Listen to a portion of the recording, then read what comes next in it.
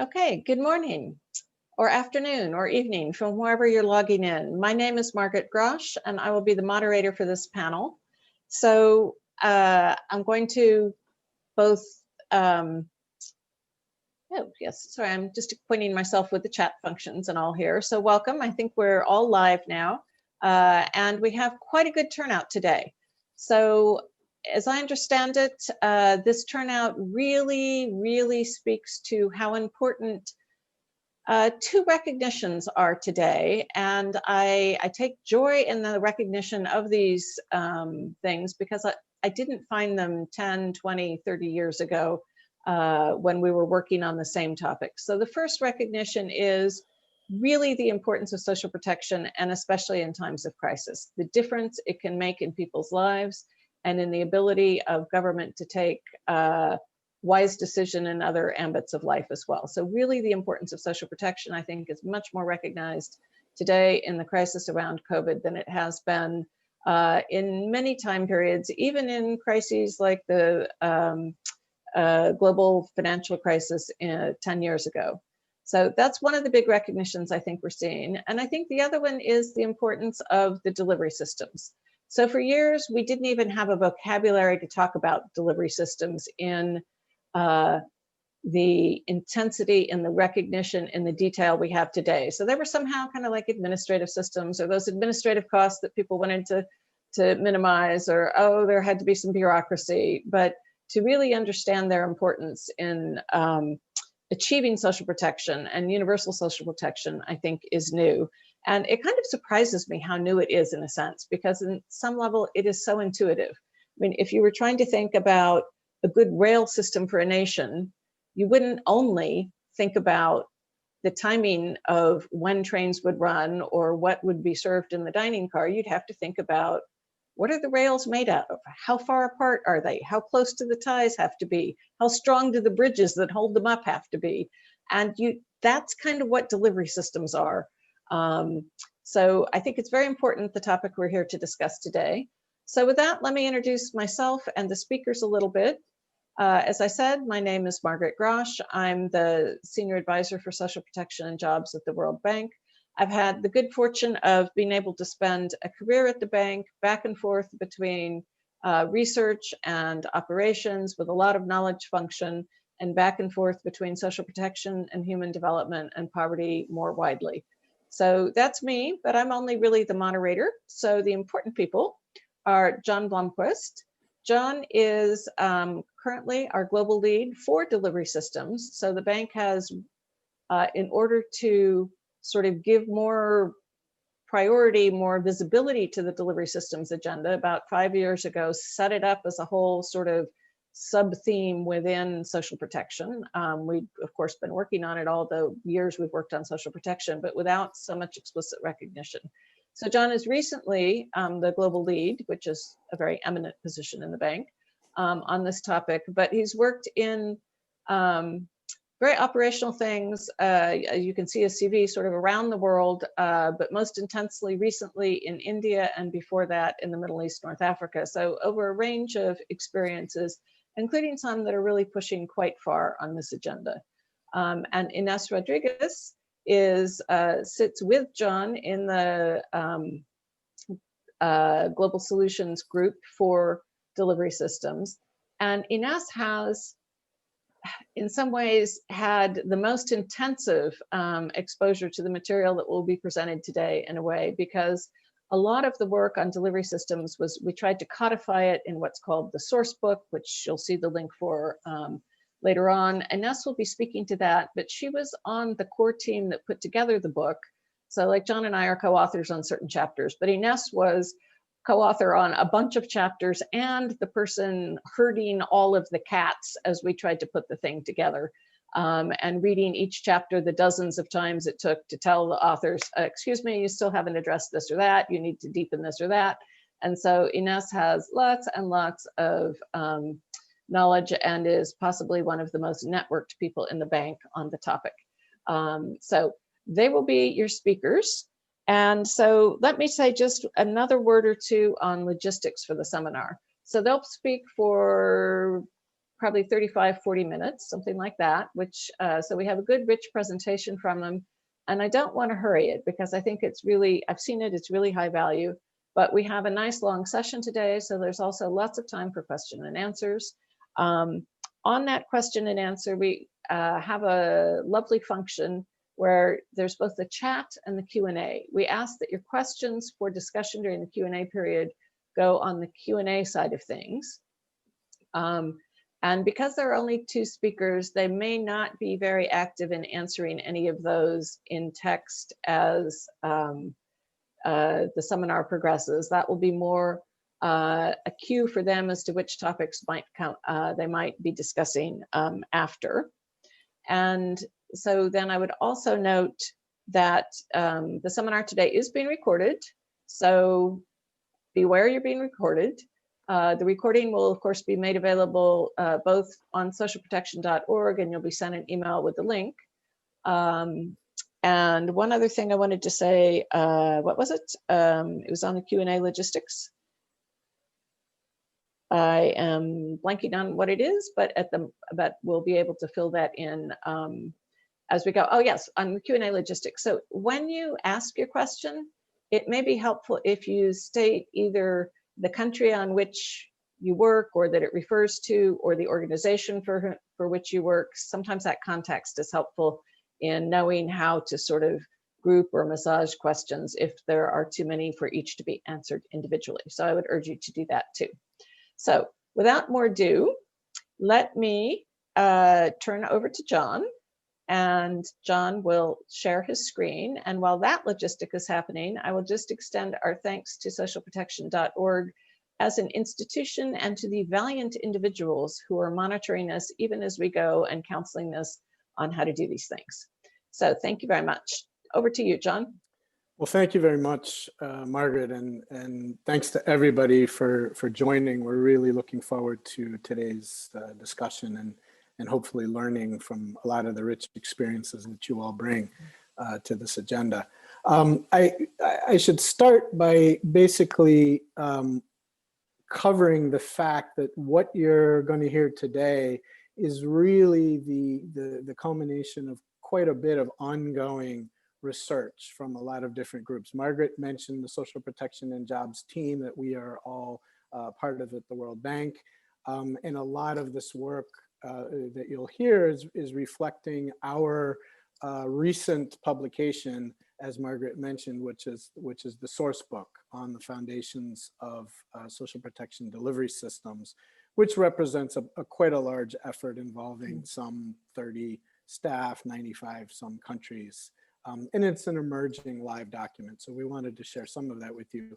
But a lot of what we will be talking about also builds on country work that has been supplemented by technical assistance from our FCI, the financial inclusion team, by the new G2PX cross-sectoral unit at the bank, for which we all actually contribute, and is leading a lot of the work on direct G2P, as well as our safety nets colleagues and indeed the CGAP colleagues. So it's really quite a bit of work, and we'll summarize it kind of as best we can.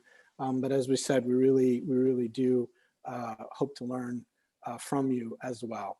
And let me just begin with maybe with what is on everyone's mind, and unfortunately is a continuing issue for all of us, and that is the COVID-19 crisis. As is often the case with crisis situations, we see a greater attention to social protection and social assistance as these things tend to be counter-cyclical. And indeed, we're seeing that for COVID-19, but really perhaps on a scale we haven't seen before. There's some 200 countries and territories that we have recorded as scaling up their social protection measures.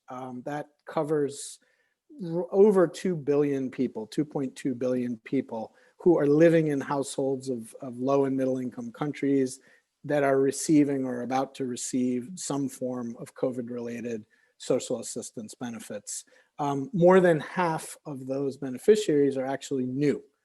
And identifying, registering, enrolling all of these beneficiaries is really requiring creative solutions and a real focus on delivery systems, particularly for those people in the informal sector who are not typically covered by social protection. And what some of the work, recent work is finding is that countries that have more advanced delivery systems are able to more quickly scale up and roll out social assistance more rapidly. We'll hear more about that through the presentation. But to the little chart on the right basically shows the percent of the population that's covered by some of these programs. And you see that the light blue is really emphasizing a large increase in new beneficiaries. So this, as I said, we will learn more about this. But what all this underscores is that delivery systems matter for program effectiveness, never more so than in the crisis. And what do we mean when we say delivery systems? Well, you know, the short answer, of course, is that delivery systems are anything that has to do with implementation, as Margaret put it, the railroad tracks and the ties to have those programs roll out. The longer answer is before you on the screen, that delivery systems are really the operating environment for implementing social protection benefits and services. And as they relate to implementation, there are certain commonalities that all programs really go through or that they share. It doesn't really matter what's being delivered, whether it's a cash transfer or some kind of in-kind service or even other types of social protection, labor, market services, or what have you. These core areas on the screen are really ones that are common. So all programs have some sort of an outreach associated with them. They have an intake and a registration process where potential beneficiaries are registered, where there's some assessment of their needs and their conditions, which then very naturally leads into a whole enrollment process. What are the eligibility criteria? How do we determine the benefits and services? How do you notify and make sure that people know that they are eligible for benefits, and how can they avail themselves of those benefits? And then as we move into the sort of green arrow, it's the provision of benefits and services. And these really are kind of a recurring process often where we're looking at how beneficiaries are compliant with whatever the rules are, how are those rules updated, what sorts of grievance redress procedures are there, and are we learning from how those programs are being put in place? So sort of periodic reassessment that then brings us back to improve those systems.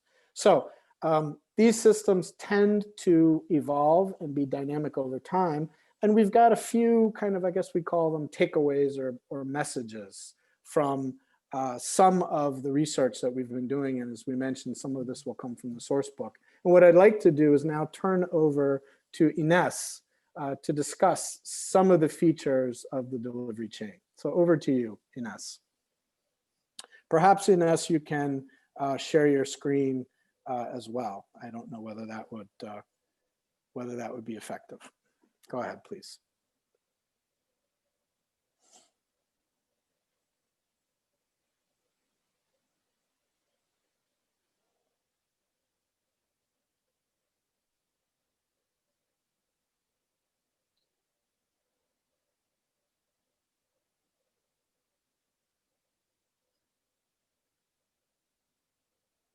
Inés, can you share your screen, or would you like me to put up the slides again? Sorry, it looks like I'm not being able to share it. Okay, so I'll share the screen, and then you just tell me next slide if you like. Thank you. I'll just call this back up. Thank you very much, John. Sure, just a minute, and go ahead. Okay, maybe we can. Thank you. Okay, so as we saw, so one of the fundamental principles that emerges from the source book is that there is no single blueprint for delivery systems, but there are commonalities. And the delivery systems framework includes the implementation phases of the delivery chain, which we saw in the previous slide. And it also includes the actors and what we call the enabling factors. People are core actors in delivery systems, and they are at the center of social protection programs. Another important actor are institutions, which include government agencies, both at the central and local levels. They can include NGOs and private sector providers, such as payment agents. People and institutions interact all along the delivery chain, and these interactions are facilitated by communications and technology and information systems. As we said, people are fundamental to delivery systems. So this is why it is really important to understand their journey throughout the delivery chain and how they become beneficiaries. So we see that the status of people changes along the phases of the delivery chain. We see that they're at the intake and registration phase, at the outreach phase, they are referred to as the intended population. At the intake and registration phase, they are referred to as registrants. And then after eligibility is determined and people are enrolled, they actually become beneficiaries. Next.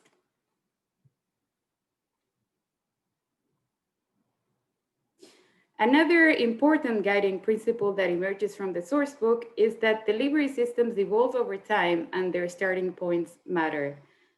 So we see that the evolution of delivery system tends to be non-linear, and that systems may go in one direction, they might face challenges, and then new investments or corrections might be made along the way. So we see in this figure, the example in blue of countries that may have made some investments and they need to make, they might face challenges and they need to make course corrections along the way.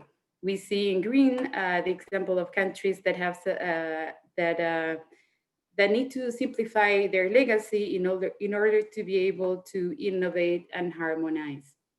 We also see in red the example of countries that are starting from scratch. Let's say, for example, countries that are starting to implement their first cash transfer program.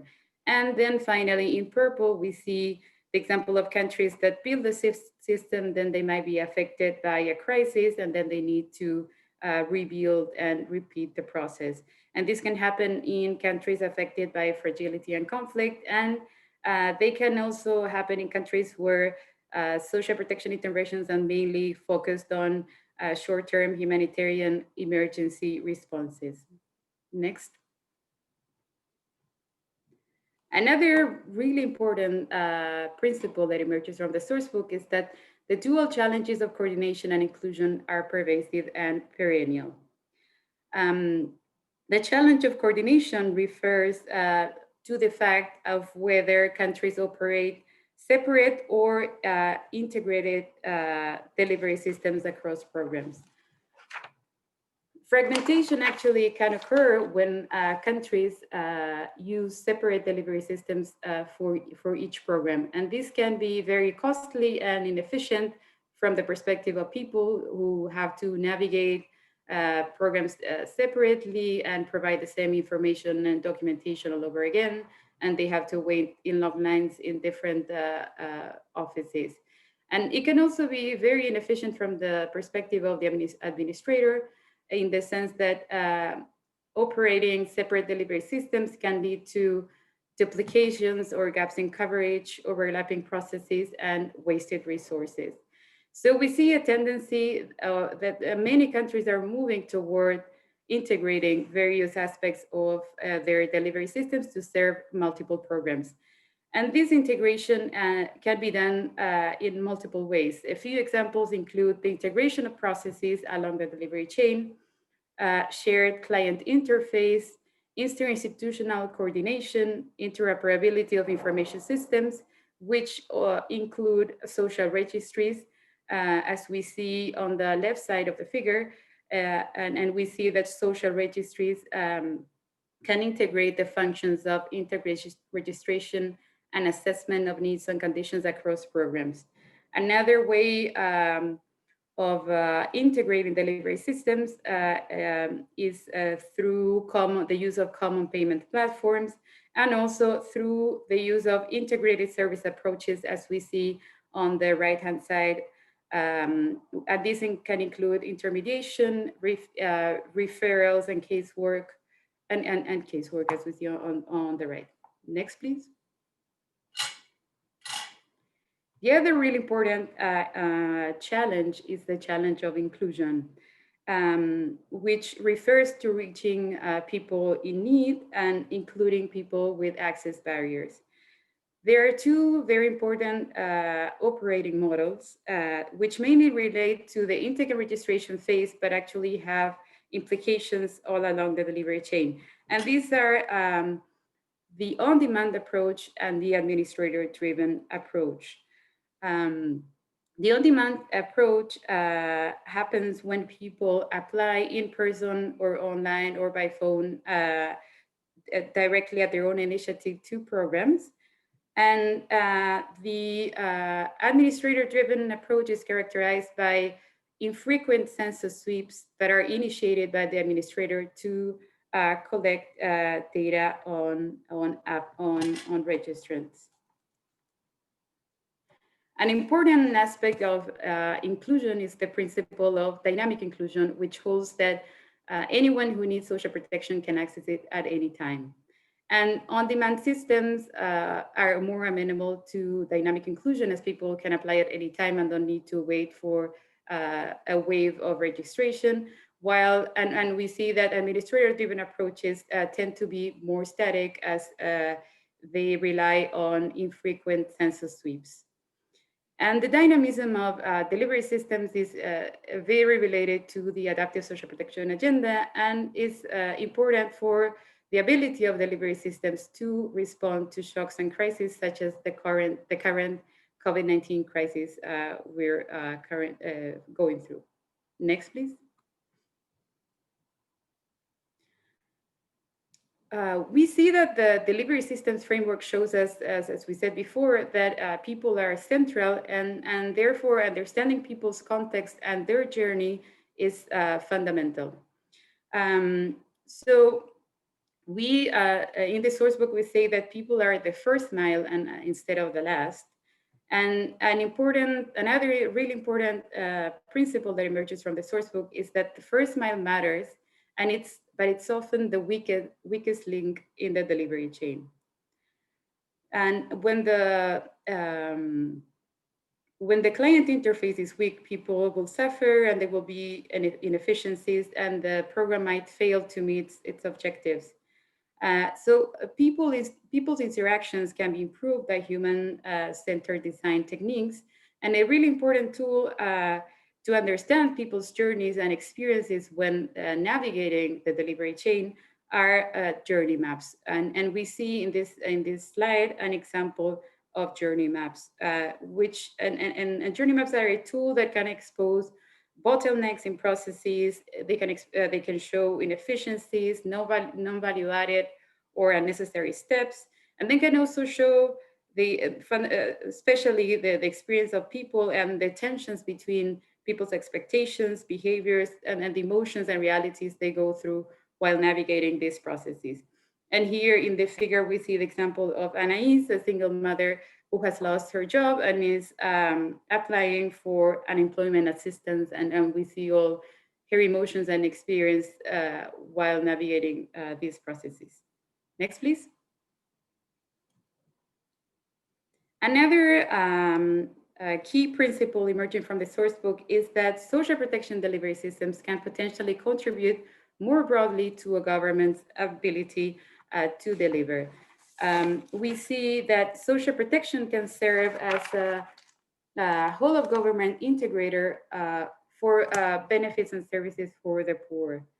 For example, here we see the example of social registries, which can help connect people to a range of benefits and services, and this can go beyond social protection. So we see that social registries can provide access to social protection programs such as cash transfers, employment programs, unemployment insurance, etc. But it can also provide access to health benefits, education programs, housing benefits, emergency assistance, productive inclusion initiatives, etc.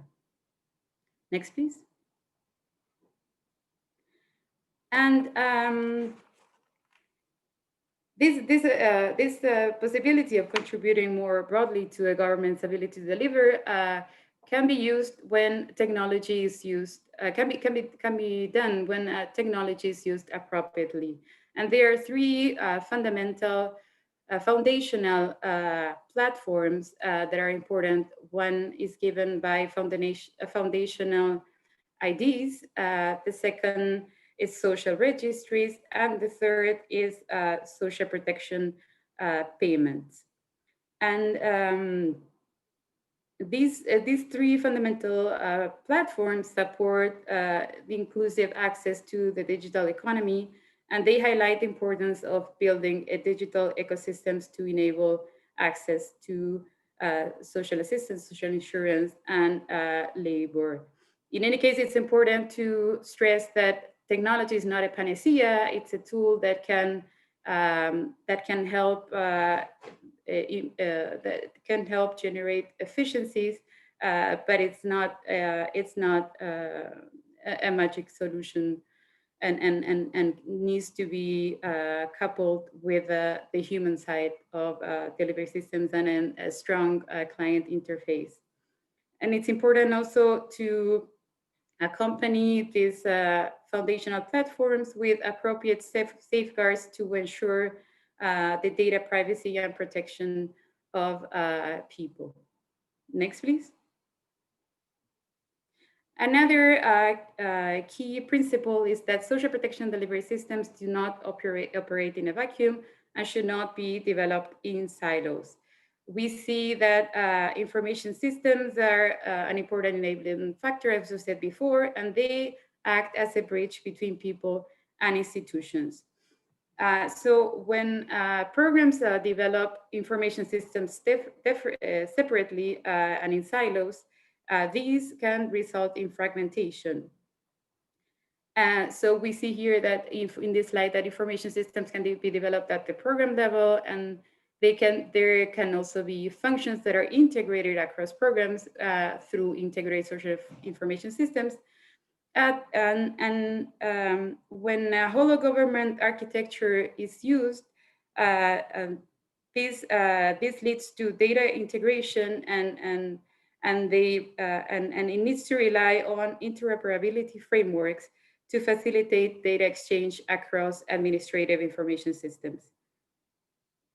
And again, this is important to, this needs to be done while ensuring data privacy and protection. Next slide, please.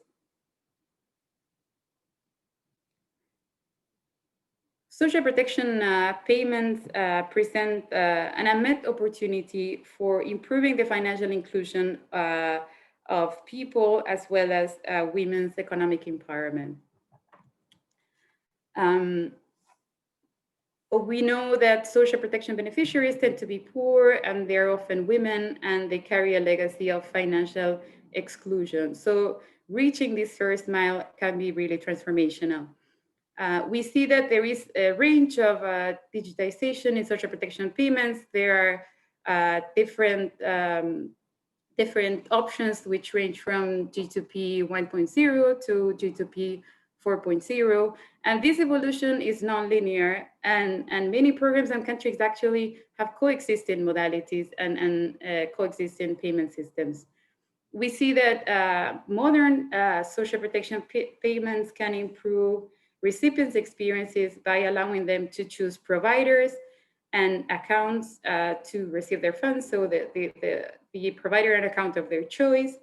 Modern social protection systems can also help lower delivery costs for governments and reduce leakage, and introduce incentives also for payment providers.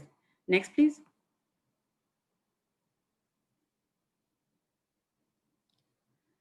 Okay, and another really important principle is that efforts need to be made to keep it simple and do simple well from the start. So it's really important to get the fundamental aspects right before adding complexities that can complicate implementation.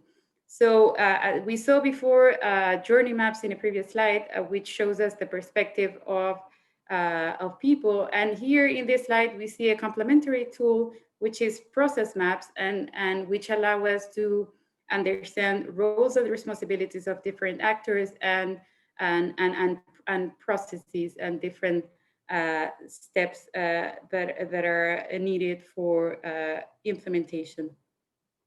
Next, please.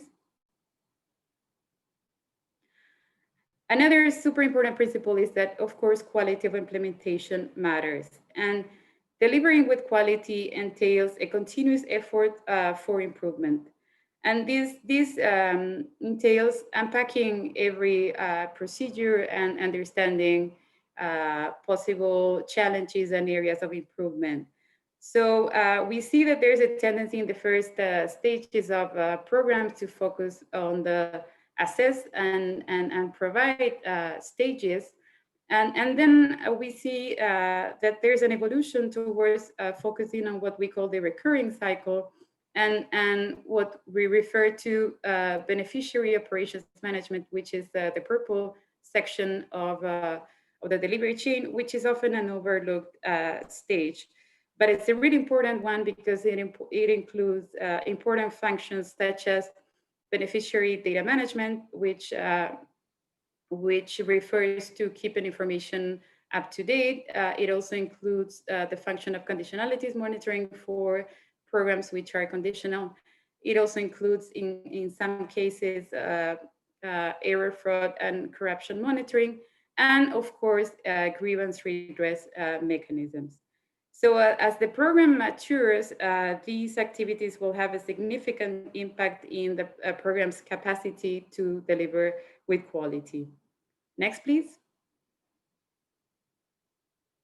And again, quality of implementation, as we were saying before, matters as a continuous effort of improvement, and it also matters for to achieve the intended impacts.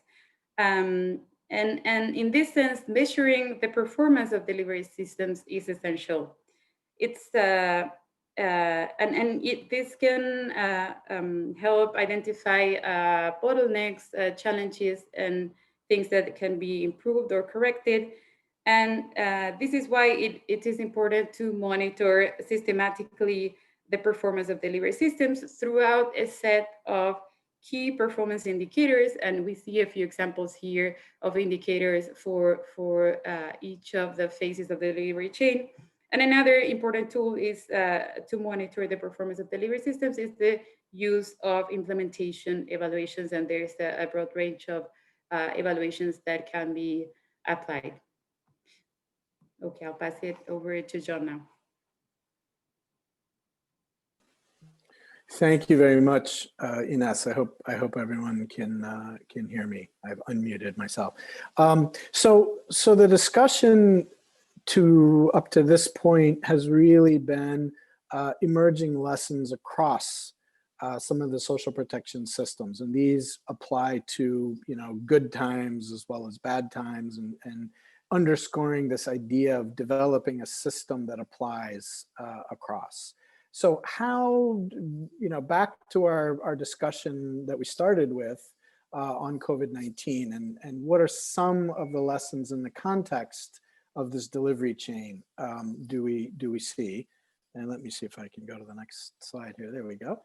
And what we started to say then was, at the beginning of the presentation, was that those countries with somewhat advanced delivery systems were able to scale up more quickly.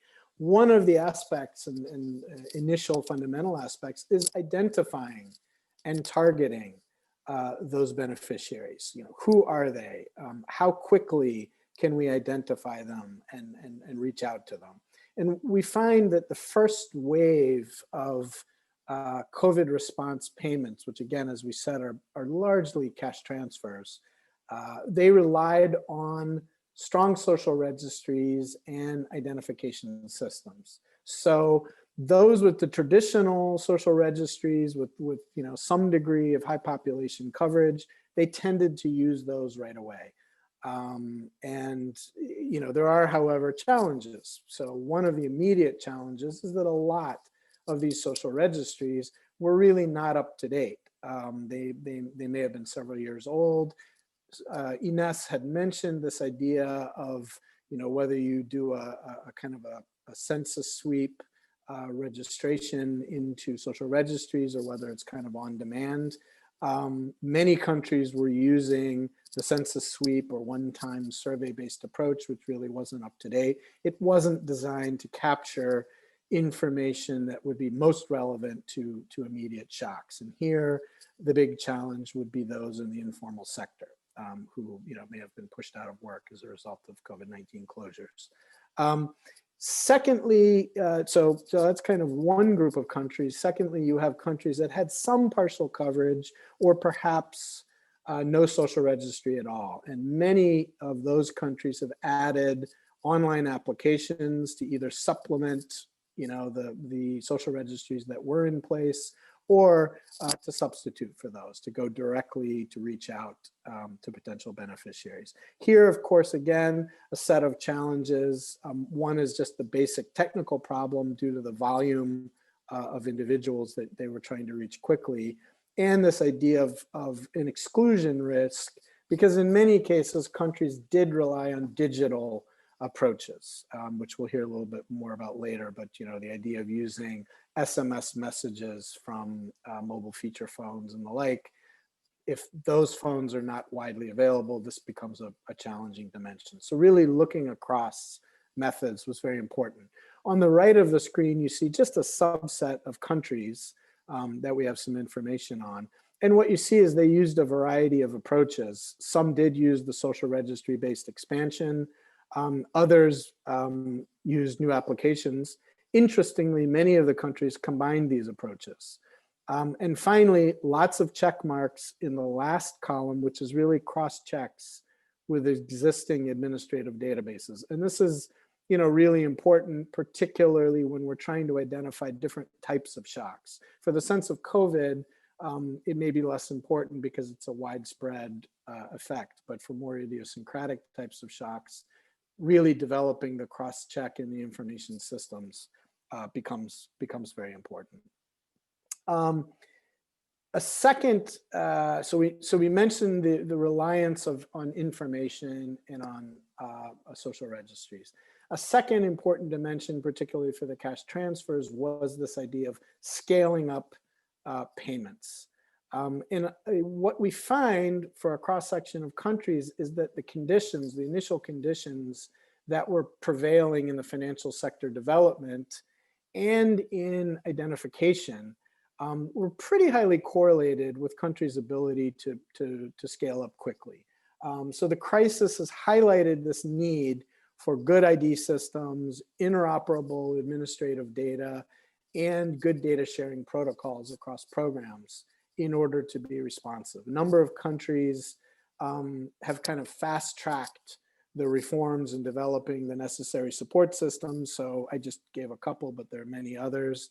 In the case of the Philippines, they were fast-tracking the new national ID, I think it's called PhilSys system, which is an ID number. It's got facial imagery and fingerprints, so it's got biometric identification and got some other basic information on birth date and things like that, which at least begin to form that basis for a full-on social registry. Also, much smaller countries like Cambodia have accelerated plans to develop a social registry.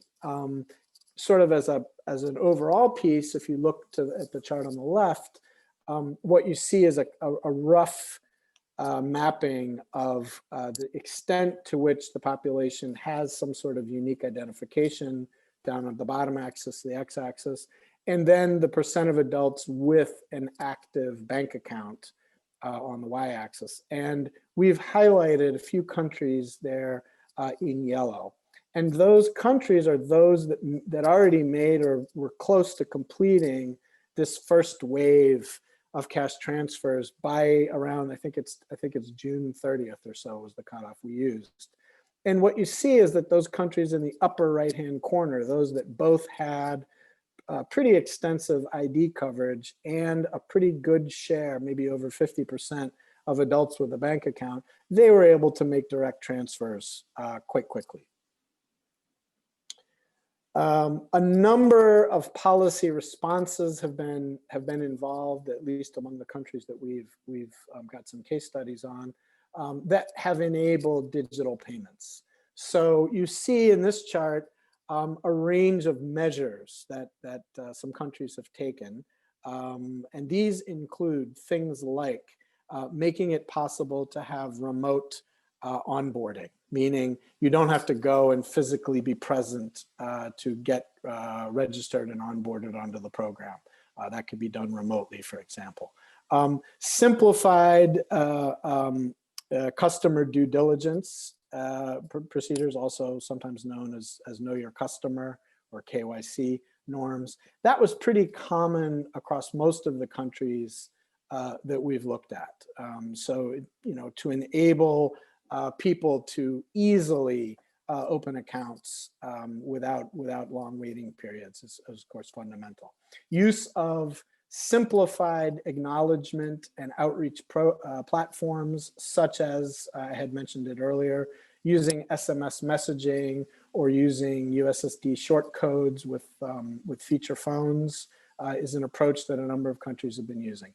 Almost all the countries that we looked at did have fee waivers associated with using their bank accounts or accessing cash, and many of them actually increased the transaction limits. So in some sense, they waived the normal banking practices in order to accelerate the use of these funds. A little less common was this idea of interoperability across not just programs, but other forms of banking, regular banking system using clearance procedures and the like. Some cases of that, and in fact, we're seeing more of those now. I did identify a few countries down the side, but these are not exhaustive. It's just a sort of summary. And this is to highlight that it's not just about technology, but it's really putting that enabling environment in place so that it can be used effectively, that we find. I don't want to spend a lot of time on this particular slide, also in the interest of time, but there are a range of approaches that have been taken in this regard, particularly for payments and financial sector development. Several countries are moving to digital G2P payments, increasing the inclusion. Opening mobile money or e-wallets has been an increasing feature. Using the online beneficiary registration has been an important feature. And countries, despite all of these steps, and again, you see a number of these on the chart up at the top, which countries have used what, and some of the numbers of targeted beneficiaries. But the countries are going to need to address challenges and the risks that are inherent in expanding digital payments. So here, one of the things, and it's actually not mentioned in the slide, is data protection and privacy considerations, both on the payment side for personal information, but also on the use of information that may be in social registries or other data. Interoperability across systems and programs becomes very important, especially when we move beyond a kind of a one-off cash transfer to more of a system. Expanding the cash out networks where people can go to get their cash, expanding the electronic payment acceptance, and again, as we mentioned, some features on consumer protections. But having said all that and having summarized the number of kind of quickly country experiences, many countries still have very nascent delivery systems and enabling factors. Just a few facts that I'm sure most of us are already familiar with. If you look to say, well, okay, we can really leverage social registries, there's really only fewer than 60 countries that use a social registry of some form. Population coverages are still pretty low, on average less than a quarter of those populations. Close to a third of all adults, so that's around 1.7 billion people in developing countries, still do not have active bank accounts. They're unbanked. And even among those with accounts, you've got about half that didn't even make or receive a digital payment in their account. This comes from the Findex data. And finally, in developing countries, less than 20%, made a payment using a mobile money account or a mobile phone or the internet. So there's really a large set of countries that are heavily reliant on current systems. They've got a lot of development that still needs to take place. And this again underscores the importance of focusing on all elements of the delivery chain.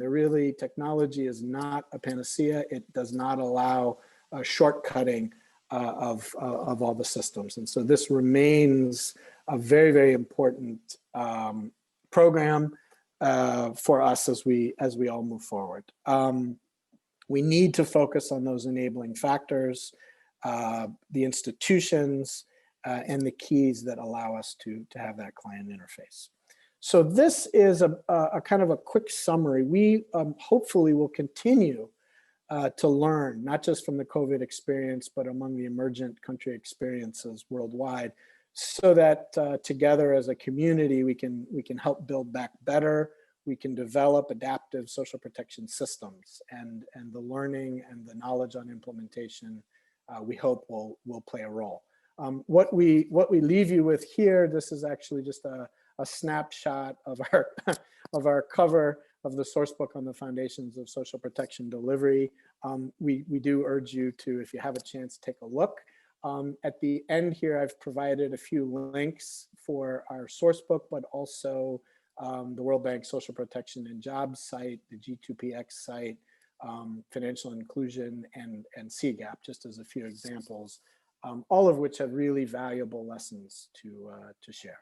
So with that, let me thank you very much, and let me turn things back over to Margaret. I'll actually stop sharing my screen now, and we'll go back to Margaret. Thanks very much.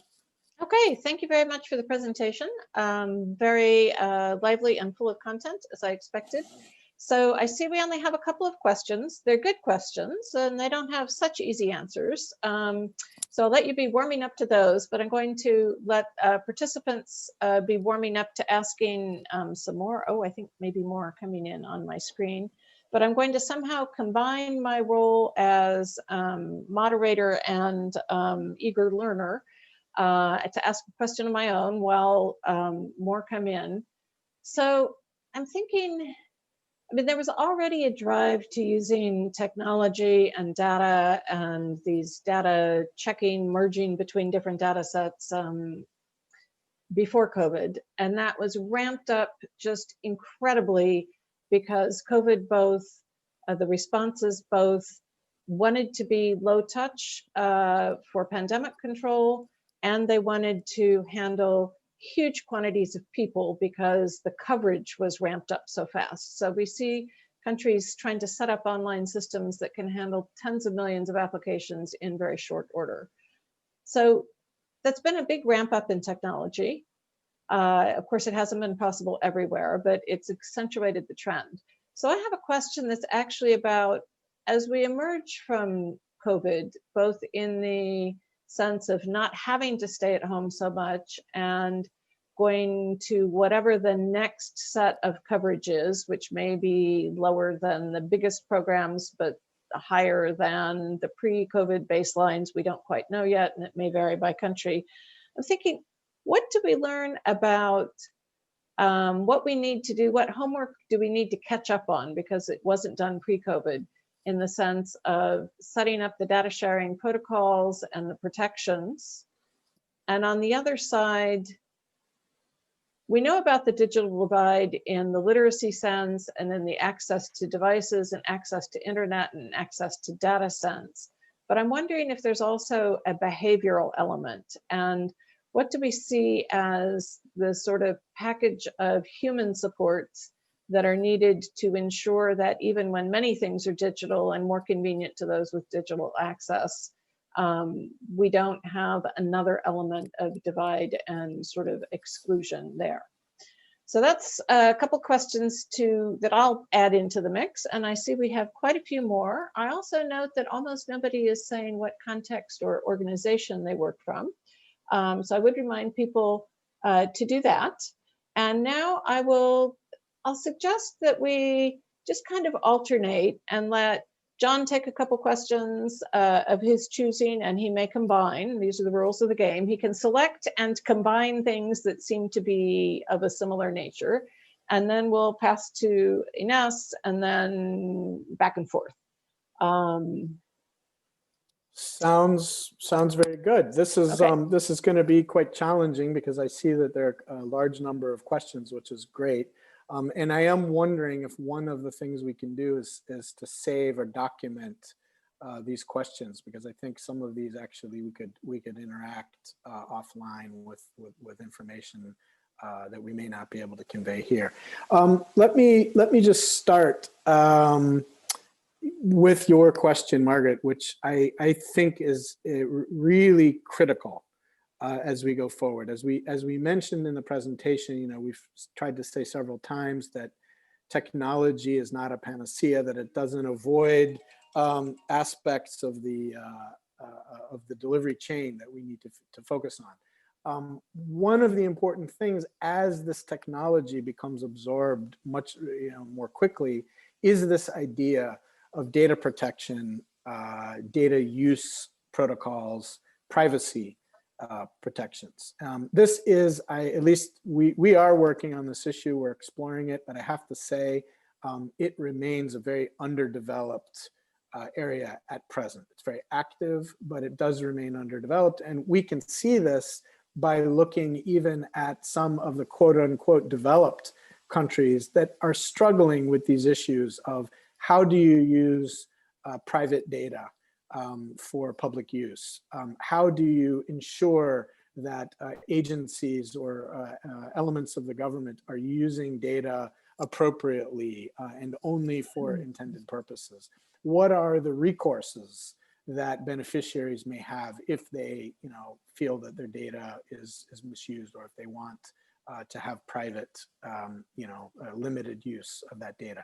These are all very, very live issues. One thing that is good to note is that a lot of countries, including many in the developing world, are tackling these. So we are doing some work, for example, in Africa, where these issues of data privacy are now coming to the fore. That's come up in places like Zambia in the use of call data records. It's coming up even in places like Sudan, where there's a national push for a cash transfer, but there is a social registry. It's not really a social registry. It's a register of IDs that is used more or less by Interior Ministry. And how do you use that data, and how do you make sure that there are barriers? I do think this is important. Just to note, there are a couple of emerging, I mentioned a couple in Africa, but there are some examples. If you think of data disclosure and protection measures for payments, you can look to a couple of examples in Latin America. So I know Colombia and Peru, actually they put in place emergency decrees on access and sharing of critical account information with the relevant stakeholders. We talked about how some of those KYC norms were reduced. And so there are some emergency decrees. It remains to be seen how well those are actually implemented. So I do think those are really, really critical issues. And I would also encourage anybody in the audience who has experiences with those, we'd love to get those as well. A couple of questions that were raised. Some are directed here specifically to Inés, but basically, if I look on questions on broadly social registry and this interaction with humanitarian actors, use of NGOs. Most of the social registries were developed primarily for government-led programs. And typically they are kind of government owned, if you like, databases. But there are increasing cases where there is a partnership with humanitarian actors to either link the data in ways which would allow those who are vulnerable in the humanitarian sector to be part of the social registry, particularly if they are citizens of the country and not refugees. And examples of partnerships, for example, between governments, between groups like the World Bank, and now a range of humanitarian actors, groups like the World Food Program, in providing benefits. And one of the very active areas of discussion is how to bring those data sets together. So I think that, I don't know, that doesn't really answer the question, but it highlights emerging examples. And here I would point to a couple of cases, specifically in Africa, where we've got ongoing discussions. One is South Sudan and Sudan. Some of the Sahel countries are looking at putting together aggregated social registries across countries, and in some cases even regionally, with the Woody program that's partly sponsored by the bank. There's a question here on grievance. If I can add an example, John. Sure, jump in.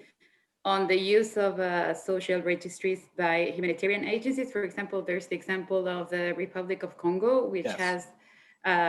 has a social registry which has increased considerably its coverage during the pandemic. And actually, for example, so not only the government is using the social registry to determine eligibility for emergency cash transfers, but also the World Food Program has been using the social registry also to determine eligibility for the benefits that WFP is providing. Absolutely, absolutely. Thanks, and please come in. I'll leave a few of these specifically for you, Inés. I know there's some directed to you, and actually you can also address this sort of grievance redressal aspect which was raised. There was another question, I think, on social registries and early warning systems. This is, again, a very active area of work. So actually linking what has been traditional social assistance or social protection systems with more environmentally based early warning systems. We see a number of cases of this happening in Africa. Actually, the country that I had worked in previously was India.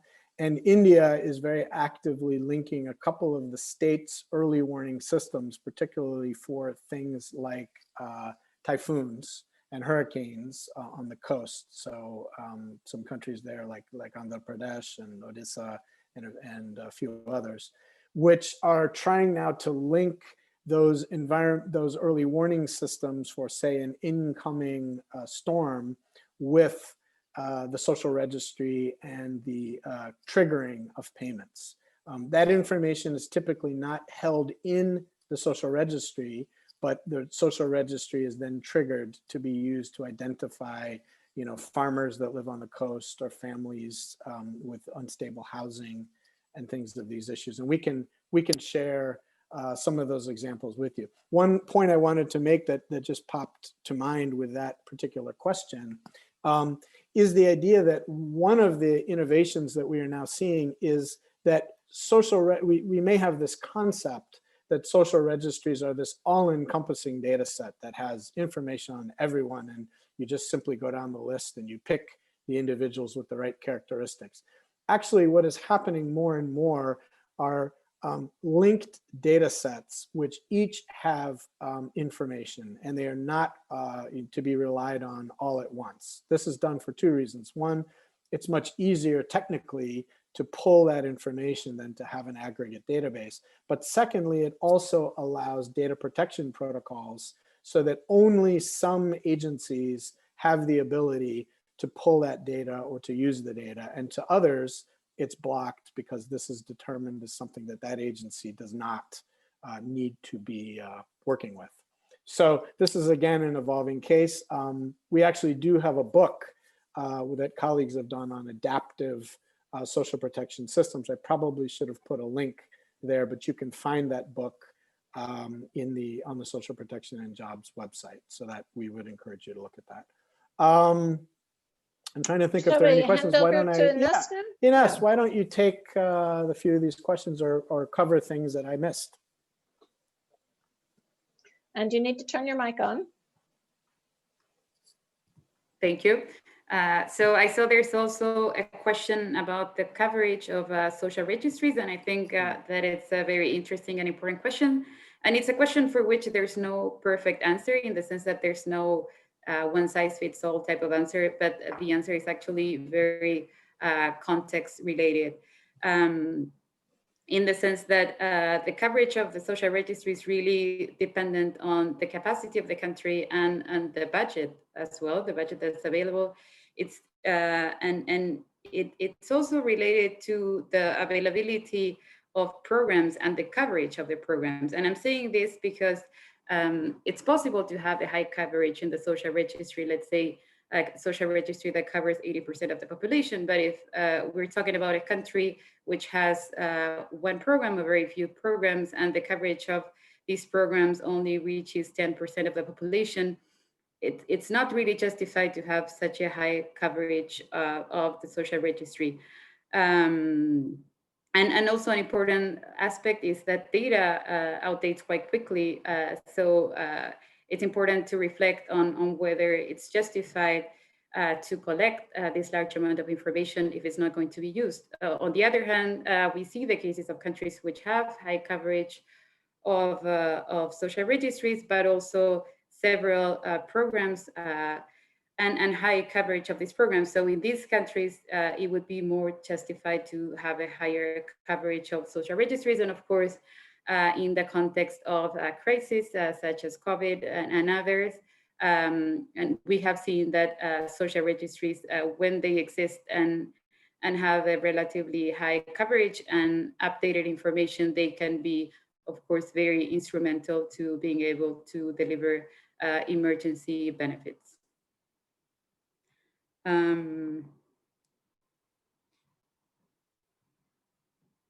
Okay, which other? I know there was a question on grievance redressal systems, yes. I think. Yes, so yeah, that's also, I think, a really important question, in the sense that all the processes related to what we call beneficiary operations management, that are these processes that happen in the recurring cycle of implementation, tend to be generally overlooked, especially in the initial phases of program implementation. And one of them is GRM. However, GRM, of course, grievance redress mechanisms are fundamental because they provide a voice to people in the program to voice their concerns, their grievances, and their complaints. There was an important of how, there was a question on how GRM systems have been used in the context of the crisis. And an aspect which is really important of GRM is the availability of multiple channels for people to access the GRM. So this can be in person, this can be online, this can be by phone with call centers, they can be by providing written messages in a simple form at the local level. And this has become even more important in the context of COVID, in the sense that with restrictions and mobility restrictions, social distancing requirements, the need to provide different channels to access the GRM has become even more important. And we see this happening in many countries. And this is also important in the context of programs expanding and emergency benefits being provided to a large percentage of the population. And we see countries that have been adapting their GRM to in a way respond to this new reality. And for example, there's again the case of Congo, where there was an already existing grievance redress mechanism, and now the channels are being expanded to also include online modalities.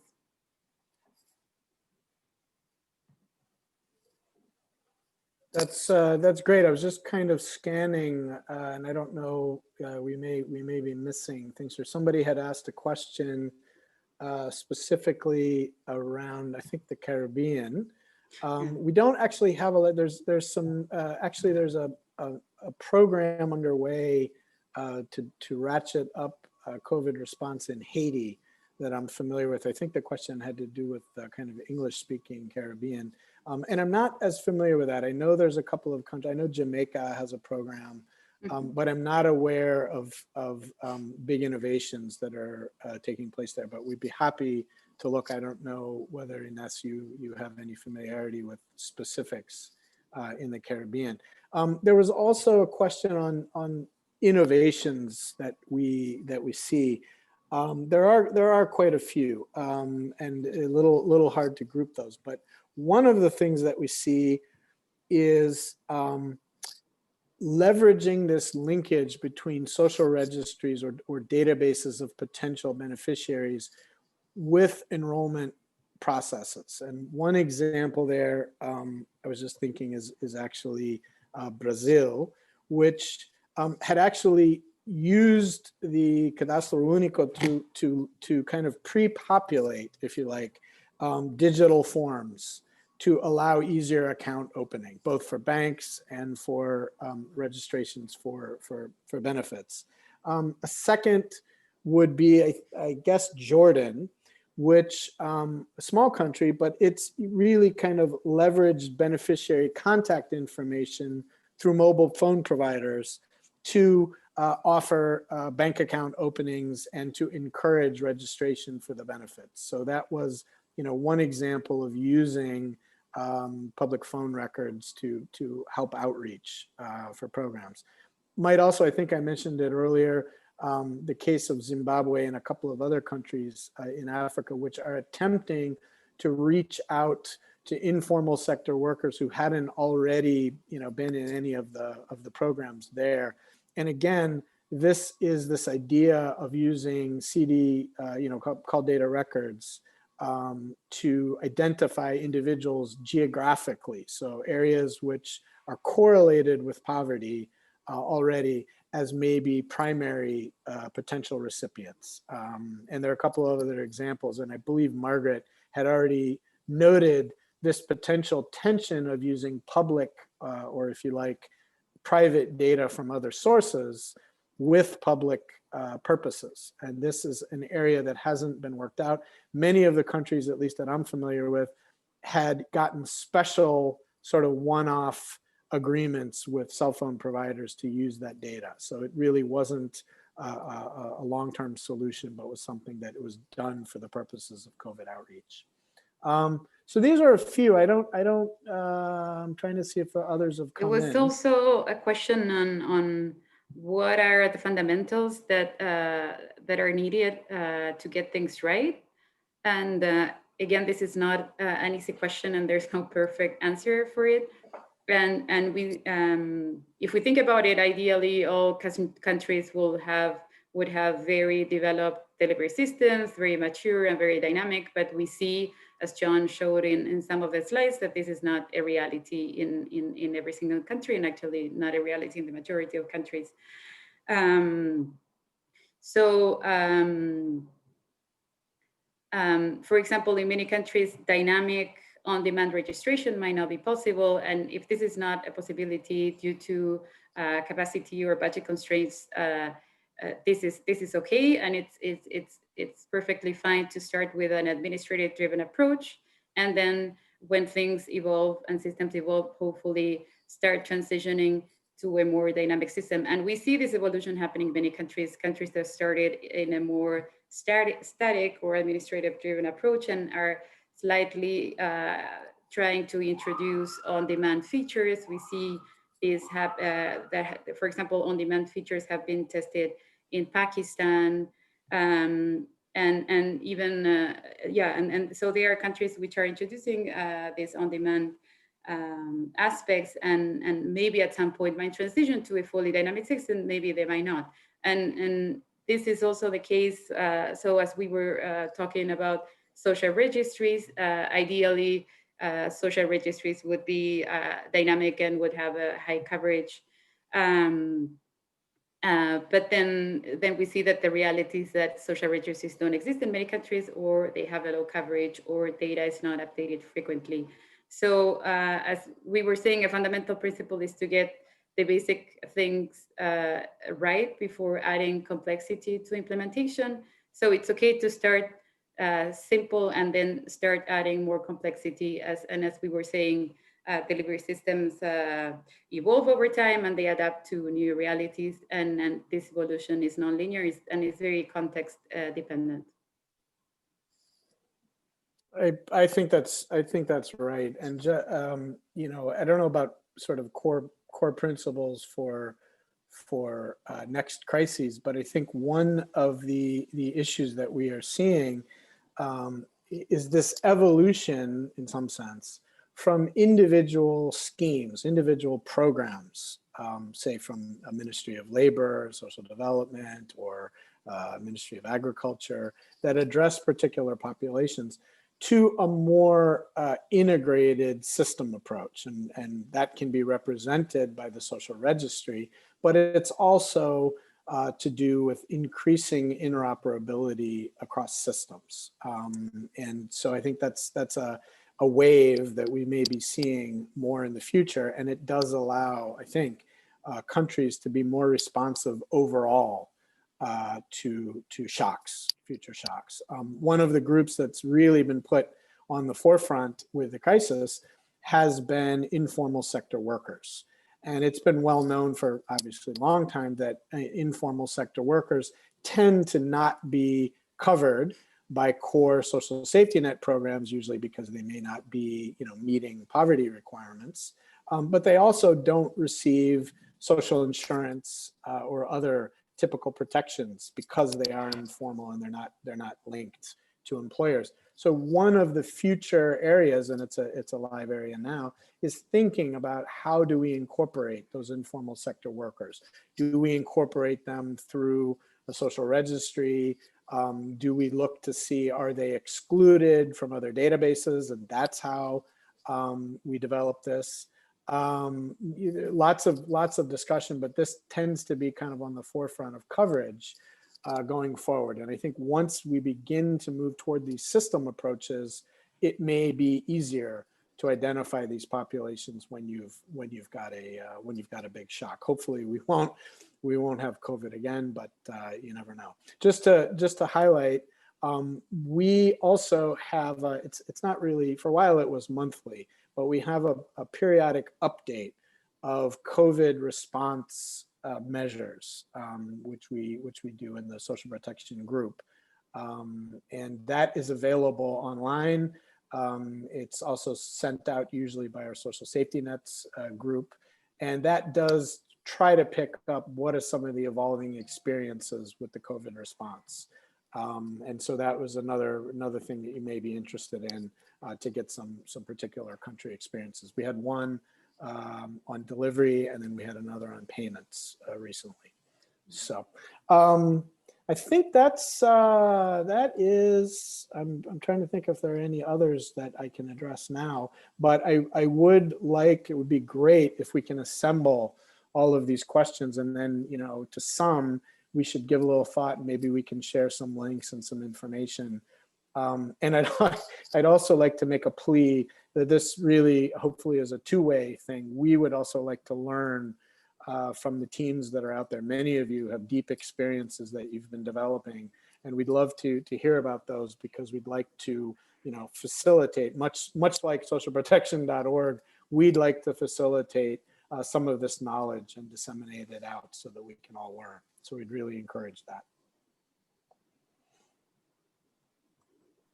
Maybe back to you, Margaret, for. Okay, I'm going to give people a couple minutes. We do have a few more minutes, so if anybody wants to enter another question or two, there may be time to handle it. I'm going to, like, in the meantime, make an attempt to answer Rasmus's question about big lessons that we're learning. And this is going to sound at some level very banal, I think, but I would encourage John and Inés to complement. So and I'm not necessarily going to say they have to be 3, but what are the big lessons we learned? So one, of course, is the whole premise of this seminar is that crisis response really depends on systems, and the better prepared your systems are beforehand, the better you can respond in crisis. I mean, we've known this for at least 20 years, but we keep relearning it. And unfortunately, the crises keep getting bigger. So even when we thought we had a little something, it turns out that we needed much more. But of all of the things, it seems like in the systems that you can't do in a hurry, and that really matters to being able to then patch together other pieces, I think the role of some kind of foundational ID is really important, which we knew anyway, and it's important not only to social protection, but to a lot of civic life and to financial inclusion and many other things. So it was already on the development agenda, but I think we really see how important that is. I think another thing we see is where there's a will, there's a way to make some kind of progress. It may not be ideal, it may not be a perfect division, but it's really possible to galvanize. I mean, I've been quite amazed at how much action has been galvanized in the last 6 months. And I think this speaks to the importance of, in more normal times, really making the case for social protection, and how many of the barriers to better social protection have been not just technical, but in the sense of understanding at the level of the policymakers and the polities that they respond to how important social protection is. So I think there's a lot of work to be done on building support for social protection. And it may be easier on the crisis side because, especially one like this, it's kind of like, there, but for the grace of God, go all of us, as opposed to this is some, thing that applies only to those other people who are poor or those other people who are unfortunate.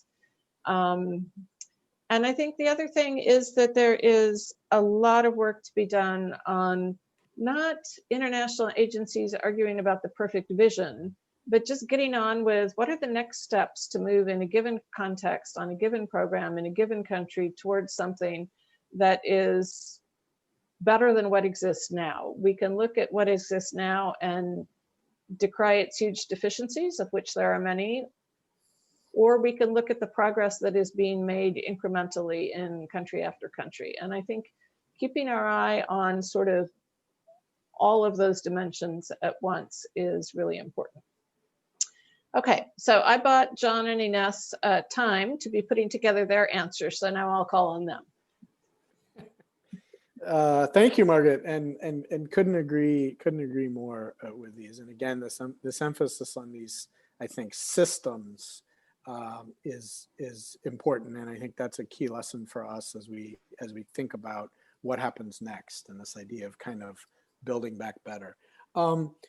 Couple of points just on to reemphasize, already been mentioned. I think one of the lessons that we are coming to almost by the force of the use of the technology is really taking more seriously this idea of data protection and privacy.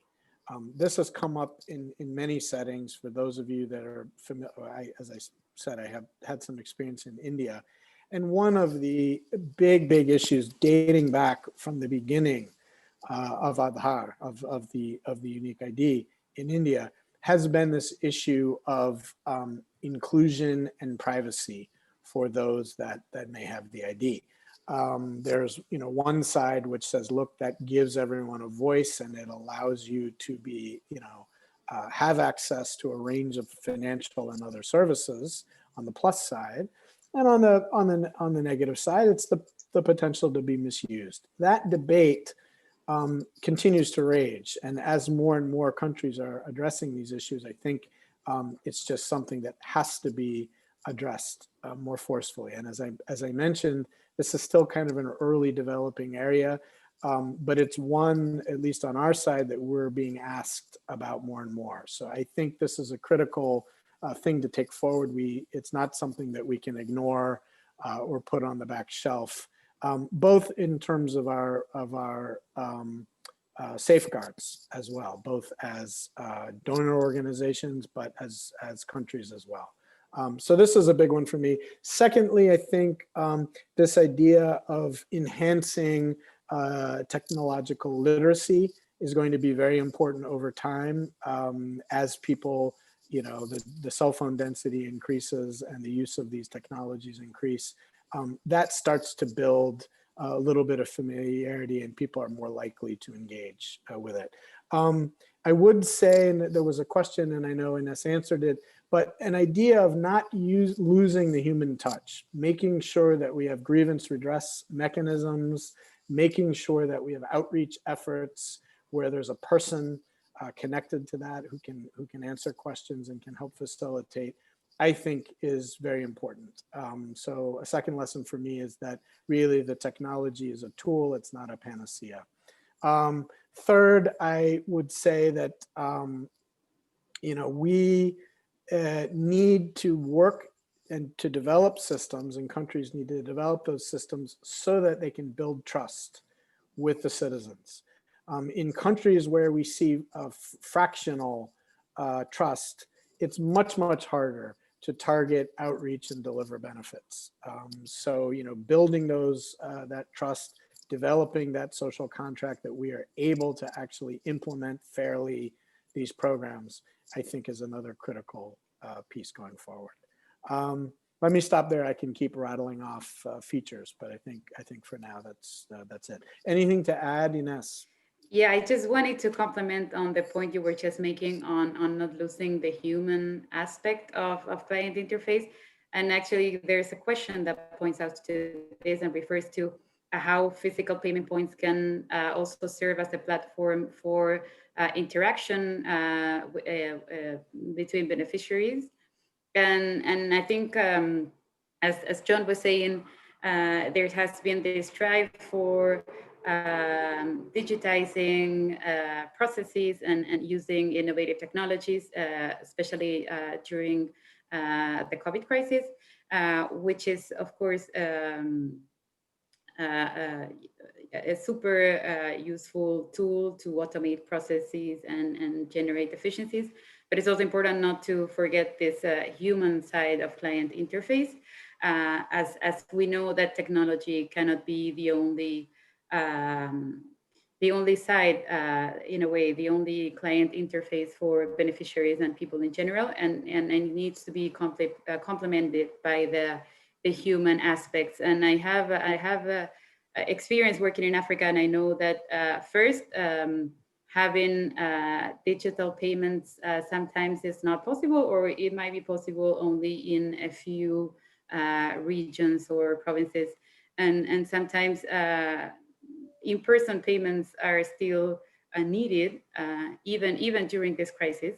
And I'm also aware that as the person who put the question was saying, that they can also serve as the venue for interaction between beneficiaries and for providing information sessions and etc. So I think it's important, again, to stress the human side, that even in the context of the current crisis, that emphasizes the importance of digital technologies. It's important not to forget about the importance of the human side. Okay, so I think that takes us to a very suitable wrap up, because social protection is about people and is in fact a human right. So let's end now with that emphasis on the human touch, and thank everyone for their participation. Thank John and Inés for their presentation, and thank socialprotection.org for hosting us. We will be sending out, well, they will be sending out a link to the recorded presentation, and we will be receiving the set of questions. So if there's any further responses that John and Inés want to put together, that can be included with the follow-up package.